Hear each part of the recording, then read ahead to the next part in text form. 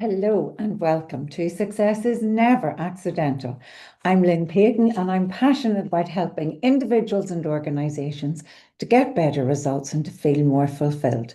On this show, I get to interview highly successful people from all over the world and across industries and sectors so that we can better understand that while everyone's definition of success is unique, it's clear that there are certain factors that make success more likely.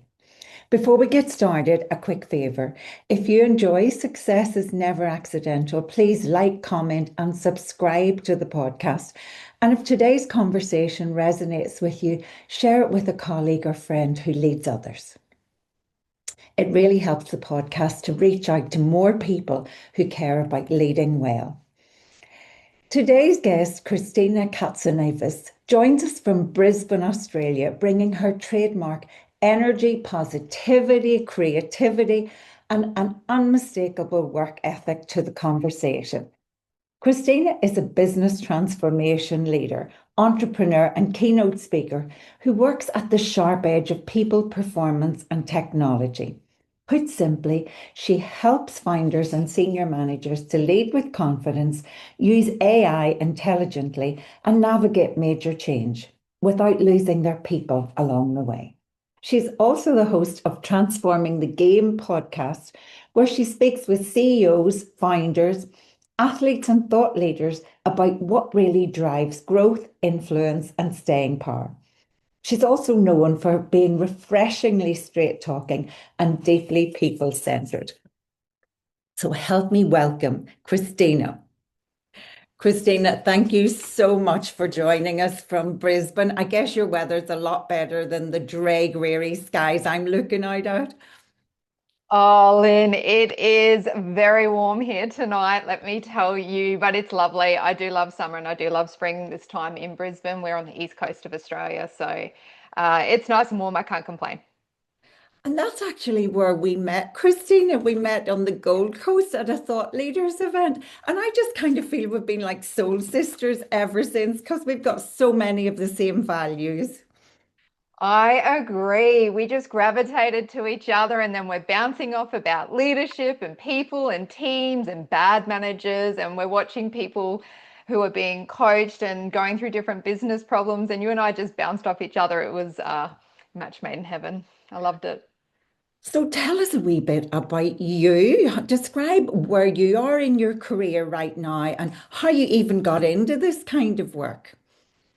Yeah, okay. So I'm currently in a very technology heavy innovation sort of role where we are doing delivery, transformations. It's very corporate. In one hat that I'm wearing, it's very corporate like. So I have been in the technology industry now for 11 to 13 years if I try and do the maths back. So actually quite a long time.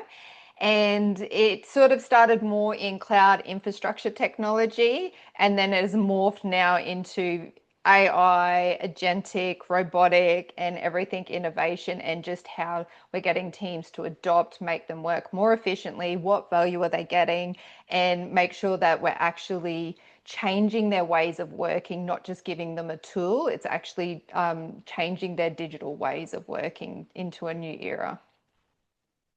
Because there is no doubt that if people do not become AI savvy, they're really just going to be left behind, regardless of which industry they're in.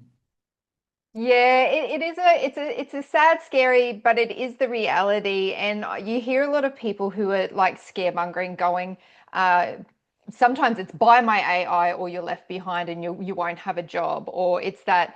And I like to say that AI might not necessarily, it might replace your current role, but if you can start now and understand how AI can impact your current role, learn it, and then it will complement you, and it will like make you, it will amplify your strengths, and it will increase and decrease, I guess I should say, your weaknesses. So it's not something to be afraid of. Sometimes it's a bit hard for people who have had enough, like they're on the other side of the scale when it comes to technology.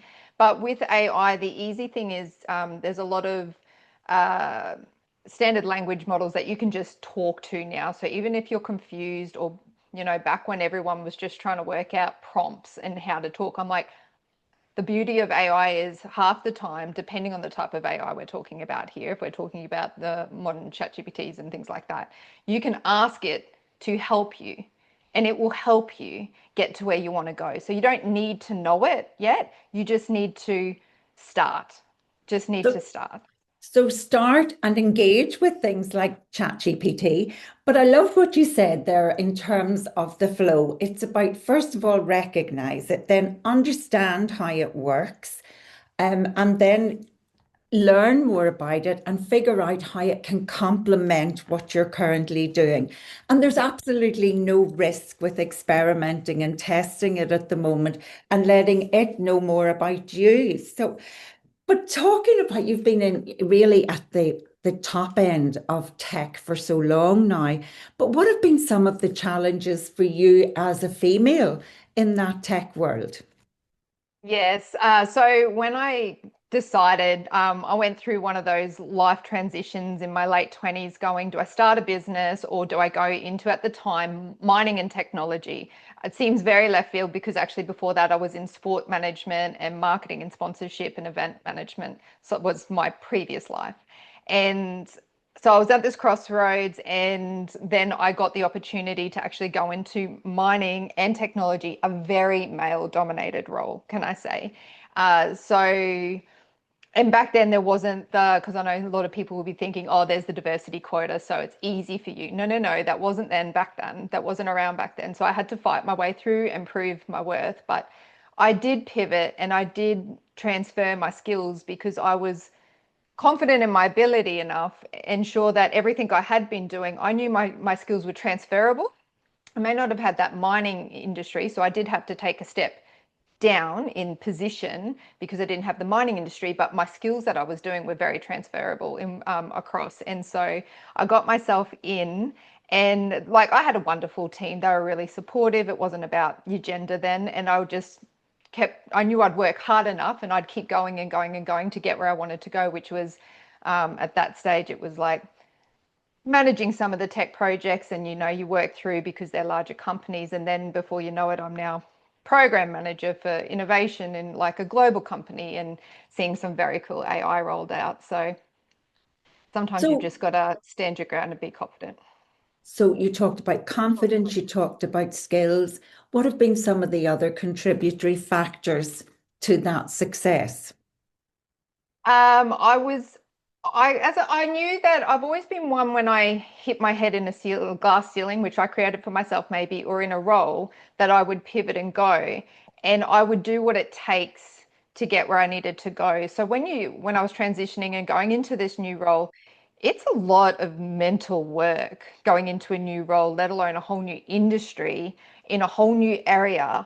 The acronyms in mining and technology alone, I think I wrote out 6 to 10 pages of acronyms alone just to learn. So it's all a learning curve. But if you head down and you grind through it and you come back up, and if you make mistakes, you own it, you can get there and you learn, and then you pave your own path. I'm very big on, you can create the role you want and you can create the job and the life you want, if you're clear about where you want to go and you show value along the way to any company you're in. But there must have been bumps in the road, Christina. So tell us about a time when you hit a bit of a roadblock. Well, when I was first trying to even get in the industry, I started networking. And so I'm like, right, how do I do this? And I reached out and I met a gentleman, and he was like telling me what he does, and I'm like, that's what I want to do. So even at the night, he goes, oh well, it's not that easy. You just can't get in like that. Like, so instantly I was getting blockers, and I'm like, well, I don't believe that. So I kept, you know, pushing that door and that window open, if you like, until I got a crack and got an opportunity to have an interview, and then I got it. Within the role, while we were going along,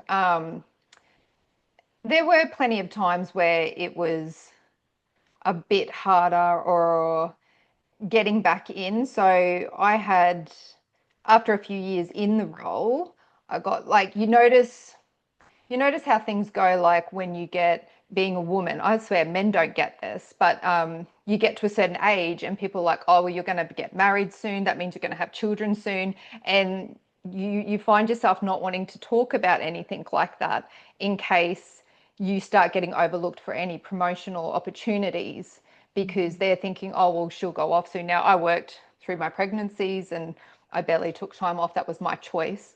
But you do see that sort of uh, difference between the men and the women. And then when I actually, my first child was a preemie. So he came by surprise, 33 weeks, so 2 months early.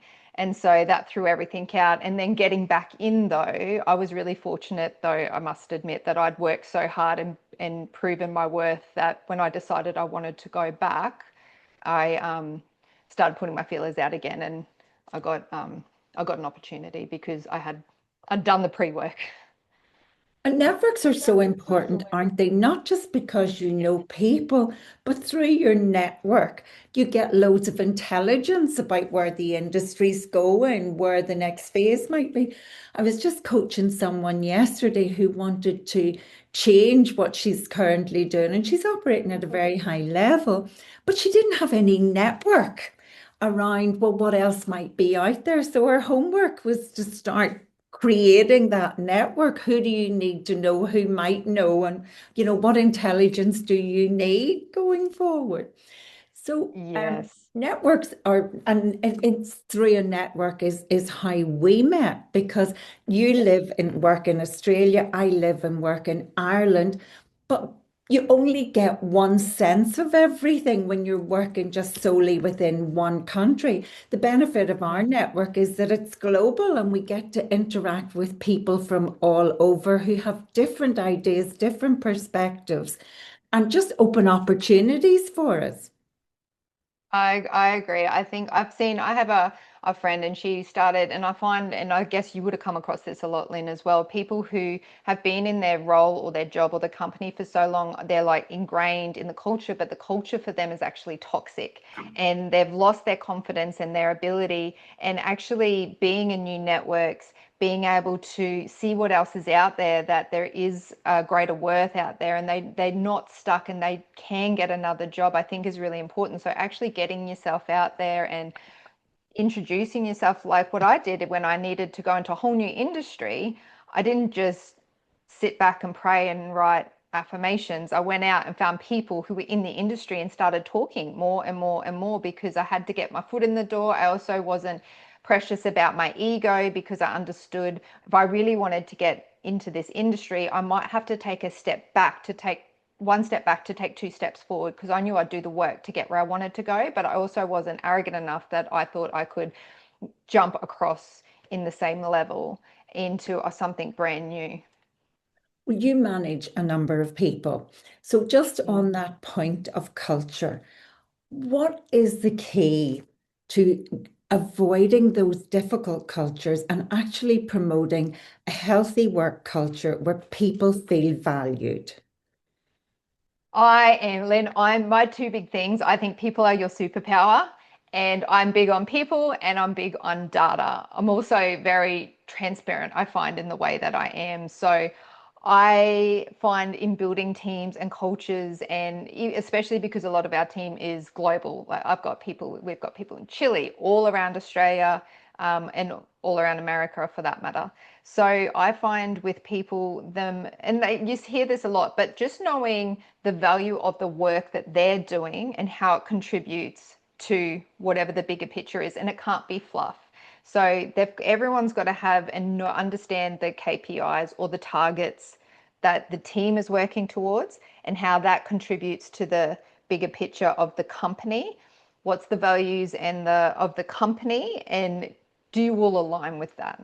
So if everyone aligns with that, then and everyone sees that, everyone wants to be seen, heard, and felt like their opinions matter. And if you can do that for anyone, and they feel like they're making a difference and that you're fulfilling their life, their career life, then you can also support. They also, I feel, need psychological safety. So that's not about cuddling everyone, because I'm definitely not that much of a cuddler, but it's about if someone makes a mistake, it, that's okay. What's the facts? And this is where I'm very big on data. What's the facts? What happened? How do we move on? How do we not do it again?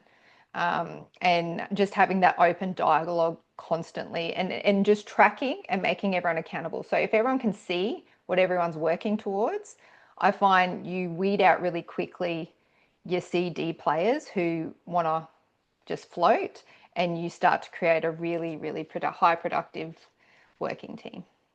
And that's a really important word, isn't it? We look after our people and we hold them accountable because Mm. in order to be fulfilled, they have to know the value that they add. So, as you say, Yep. the floaters don't add value. They're not generally happy, and they're the people who contribute to that negative, sort of gossipy kind of workplace. So, what, On that, Lynn, I just want to say one thing with the negatives too. I find sometimes people either are too loyal to the person because the person might be, everyone's a great person. They just might be in the wrong role. And so sometimes people keep the wrong people in the team for too long. And can I say your A players, like negativity and people who are not performing will bring down your team as a whole. Generally, the stats around 30%. Your high performers will only pull people up about 15%. So your negative, low performing people are pulling your whole team back to your high performers. So it is better to move them, even if they're great people and we love them, they're just great people in the wrong role sometimes. And that can be so critical. And when you move someone into a role where they can flourish, it can change everything. And I love Jim Yep. Collins. He talks about from good to great, that you don't just need the right people on the bus, you need the right people in the right seats on the bus. Yes. And that is Yes. so true. I mean, in the past, Yep. I've solved so many team issues by just doing a reshuffle and getting Sure. people Yep. into places where they can really add value. So, but you've been in events management in the past recently, and you had a wee skive off work recently. So tell us a little bit about the race down under. Yes, yes. So I was recently at the Tour Down Under, which is one of cycling's biggest cycling events, especially here in Australia. So if I put on a different hat, back in the day, I actually have a sport tourism bachelor, and that was my passion. I was a sporty kid, and my goal in life was to work at the Olympics or the Commonwealth Games. So I got my sports tourism bachelor degree. I did work in the Commonwealth Games in the end in Melbourne, so I ticked that box. And then when I came and worked over it near your way, actually, I worked in Edinburgh for a year, loved it, had the time of my life. And when I came back to Australia, I got the job as the operations manager for Cycling Queensland. So I didn't know anything about cycling. Again, new industry, knew everything, but got the ops manager, steep learning curve on all the rules of everything of cycling, but fell in love with the speed of the sport and just the events. Cyclists can be a bit arrogant, but like any athletes. And then, yeah, so I've been involved ever since then, which was a long time ago. And I light up when it comes to big events, the experiences, like you shut down towns, but you're bringing in so much money for the economy, for the community. You're creating events where people from around the world come and attend with some of the events I've done. And it was really exciting. So the Tour Down Under, yes, I was, that's still from an old connection actually, and I go and assist at their events to start the races off and get the cyclists going. And so we have thousands of cyclists that rode between 120 and 60 kilometers from the beaches of Adelaide through all these beautiful hills out to there. So it's a great event. It was quite warm that day too, and then we did another event as well, which had time trials and criteriums and road races. So. So I watched a bit of it just because I knew you were involved. I thought maybe I'll see her at the start line. But just the enormity of it, as you said, thousands of cyclers across a huge area. What are Yeah. some of the systemic keys that are absolutely critical to getting an event like that right? Well, let me tell you, once you've put on some major road races and cycling and outdoor events like that, the risk management, the organization, the operations of it is so big, and the logistics of from the emergency services and the police and the traffic control and the councils and the wards and the volunteers and then all the community groups. Like there's so many different stakeholders and different vendors and then the participants that you need to account for. What's their experience, what's permitted, what are we allowed, all the risk with like safety is first. So once you're doing something like that, it makes a lot of other things in life in general. I feel like that set a standard for me of stress when you comes to I'll give you an example soon of stress of when people are stressed out in these like corporate events and you're in a meeting and you're like, you're not curing cancer. No one's going to die. It's actually okay. You can make a decision, make a mistake. Just know your rollback plan of something, of any decision. It's a two-way decision and go back. Like it's okay. Like people will spend hours and hours in these meetings. They're wasting so much time. It's like make a decision, know what the comeback is. Is it a one or two-way decision? And then move on. Whereas in these events, if we've stuffed our timing up for the road races to the opening with cars, and these bikes can be going 80 plus kilometers an hour, and we're talking hundreds of them. They're like, think a pack of, it's amazing when you watch them move. Watch the Tour Down Under, watch the Tour de France. It's amazing how they move. And one mistake in the road, you've missed a pothole in there could be catastrophic like problems. So it is a very great lesson in just organization, really, Yeah. and risk management. And so, so true. So many times people get so worn out about things, and it's really just about take a breath. Yeah, Like how serious could this actually be? And that's yeah, why, we have to have such admiration for healthcare professionals and social yes, workers and, people in the criminal justice system because their yeah, decisions really do matter. So yeah. talking about you bring such energy and commitment and courage really to everything you do because several times you said I didn't know a thing about it but I just learned. What would you say to people today who are struggling with some kind of work event or life event? What do they need to work on in terms of their mindset to get through the challenging times? So if they're struggling, I'm big on the mind. I'm big on mindset. A pivoting moment in my life was reading Louise J. Hayes, You Can Heal Your Life. I was 19, got given the book for Christmas, changed my world. And I'm big on writing things down. So I am good at, right, okay, here's the facts, here's what it is. And if you write it out, because people will, and I do, and I'm sure everyone does, you have a story in your head, might not even be real, it's turning into reality, and it's spiraling in your head because you're like making it bigger than Ben Hur. But when you actually write it out, so if I've got a problem or I'm making a decision, I write it out. Sometimes sometimes I'm writing out pages and pages and it's just getting it out. Sometimes I'm then very methodical and go, right, I always achieve my KPIs, Lynn. So I'm right, what are my KPIs? What do I need? Like personal ones. Like I was struggling, what was it recent? Like probably a year or two ago, I'd fallen off the wagon with swimming or gym or something. And I'm like, right, I always achieve my KPIs. I'm just going to set myself, call it a KPI, and I can't miss a session. Um, and I do things like that. So writing it out, um, and what's the worst case scenario of whatever this situation is, or maybe it's that you wanted to transition and you're like, I don't know anything about AI and it freaks me out. Okay, that's fine. Let's go, well, what's just that? Don't think about the bigger picture of AI taking your job and you need to know exactly how AI is going to work and what your next pivot is. Like, you might be a taxi driver and going, well, if AI is about to drive itself and the car's going to drive itself, I have no idea. I've got no other skills. Don't think about that end. Just think about the next step, which is, okay, well, what do I like doing? Or what else have I got skills in, or what's my strength? My strength as a taxi driver might be communication. You can be excellent with people. So there's so many roles where people are excellent. Write that down and then take your next step. Just one step. And sometimes it's one achievement a day. Sometimes it's a turn up day, Lynn. I said in the gym yesterday, I'd been swimming, I went to the gym, and I was tired. Let me tell you guys, I was tired. And I got to the gym and the coach is like, "How you feeling?" And I'm like, "Today is habit stacking and a turn up day. I'll still do the work, but probably not as hard as I usually did because I was just exhausted, but I was still turned up and it was just about the habit stacking and creating the momentum to not lose it." So sometimes, and that's okay. Like, that's okay. I wasn't like wrapping myself over the knuckles because I didn't do a PB at the gym.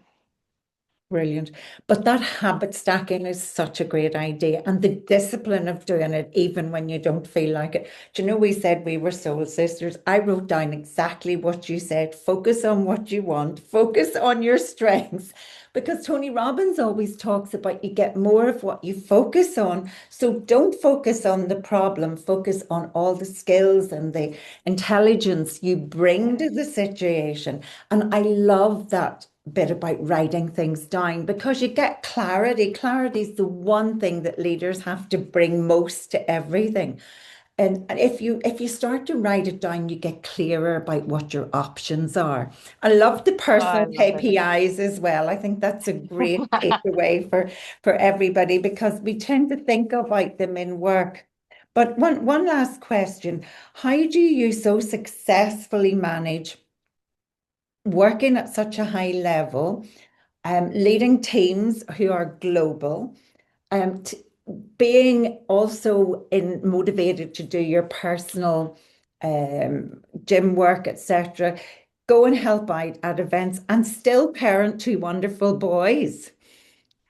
Yeah, do you know what? I do get asked that a lot, which is funny. So I guess the response I always give is I'm I'm like, there's a few things where I write, like I'm a time alchemist. I'm obsessed with time efficiency, those little one percenters, not wasting time. I'm very aware when I'm death scrolling online how much time I've just wasted. But it's these little one percenters. So if I'm with my boys, I try and be present or do something fun, or we go to the cafe before school. Say we'll have half an hour, we might go to the cafe and have some quality time, or I'll spend an hour with them at night or whatever it is. But when I'm with them, I try and be present with them. So it's not about spending hours with them, where some people like all morning, all night, because I go training and then I come home and then we get ready, they go to school. And it's the one percenters, Lynn. So for instance, anyone I guarantee could get 1 to 3 hours back in their day. If you think everyone's got the same 24 hours, but if we took in perspective, I go, well, let's say I sleep 8 hours a night, which maybe it's 7, maybe it's 6, maybe it's 9, but let's go with 8. You've still got 16 hours left in your day. If you work a 9 to 5, let's go, that's 8 hours. Let's say you do your 8 hour day. You still have 8 hours in your 24 hours of eating, cooking, being with your children, working out, doing your side hustle. If you're, building, which I've got quite a few other things going on. I've got a podcast. I'm rolling up in the trades business. Like, there's a few things going on. But if you don't waste your time on non-value, low value tasks, or you do them in an efficient order, it's the order, Lynn. So I will set my washing machine on the time of the night before. So when I wake up, the washing machine's already done. So then I can hang it out either before or after I get back from the gym. And so by 6 a.m. I've already been to the gym, hung out a load of washing, and by quarter past, the kids' lunches are made before people are even getting out of bed. So I've optimized my time, but it's those little things to you So just get hours back. great ideas there for optimizing your time. And I'm definitely going to do that washing machine one. But you mentioned your podcast, Transforming the Game. Just to finish off, tell us a little bit about what motivated you to take on, because running a podcast is a high time intensive activity. So, It is. why did you decide to do that as well? I mean, you've had some fabulous guests. I've listened to lots of them, and they're so varied as well. But Yes. why the podcast? Why the podcast? Lynn, as you would know from when we met, because I feel like we're the same, is I love a chat. I love having a conversation with interesting people who are doing interesting thing and achieving their goals and kicking, just kicking it out of the park. And so the opportunity, it helps with branding as well, because you can help with introductions and networking. So that was kind of where it stemmed from. But from there, I just fell in love with it, and being able to meet so many varied and beautiful people who have had such interesting lives that you wouldn't know about, who and it's the struggle, and it's the resilience, and it's the getting back up and to achieve what they've done. And for me, transforming the game's about telling those people's story, but also what's the lesson that other people can take away. I'm all about the butterfly effect. I'm all about kindness and paying it forward. So when people listen, if they go, oh, well, like, oh, if they could do it, maybe I could do it, or maybe I should try this with my finance, or maybe I should do this with my health, or just maybe someone's story just blows you out of the water, and you know what, it's a really cool story. But I've had everything from professional footballers to celebrities um, to nutritionists to finance, and it just lights me up. Yeah, to mortgage brokers, to that guy who Well, was a leader in the army. I mean, there's such variety. Kristina, thank you so much for spending time with us today. But more than that, thank you for sharing your insights and your wisdom and just your energy and enthusiasm. Look forward to hoping that we'll get together again soon. yes, thank you, Lynn, for having me on your show. Love you to bits. Well, how do you summarize that wealth of wisdom shared by Kristina Katsanevas into her success strategies for her career, her family, her health, her wealth, and just about everything else? The recurring themes are: be confident in yourself, embrace the challenge, do the work, learn whatever you need to know, and develop whatever skills you need for the particular task, create value, and help those around you feel fulfilled by creating value. Be accountable, achieve your KPIs, whether that's in work or in your personal life. Own your mistakes, stack the habits so that when you days that you don't feel like doing it, the discipline means you do it anyway. And optimize your time.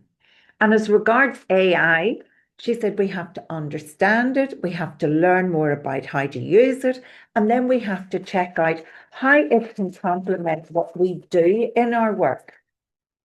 I was particularly struck about her thoughts on decision making in everyday leadership. So, reflecting on the enormity of the logistics and the risk management required for the Tour Down Under, she challenged us as leaders to be more decisive. She said the decisions we're taking are not generally life-threatening. So make decisions and move on. And if it doesn't work, figure it out and fix it. And when feeling stuck at a personal level, Kristina suggested writing down the options, focusing on our strengths, getting clarity about what it is we want. And always, always, always developing relationships and friendships where we can reach out to others for support and direction. You can catch Kristina on Transforming the Game, which is a hugely interesting and relevant podcast for today's issues, and you can find her on LinkedIn. So my challenge for you this week is: in what aspect of your life do you need to get clearer on your KPIs?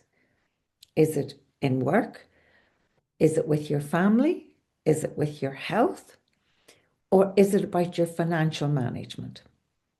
And remember, success is never accidental.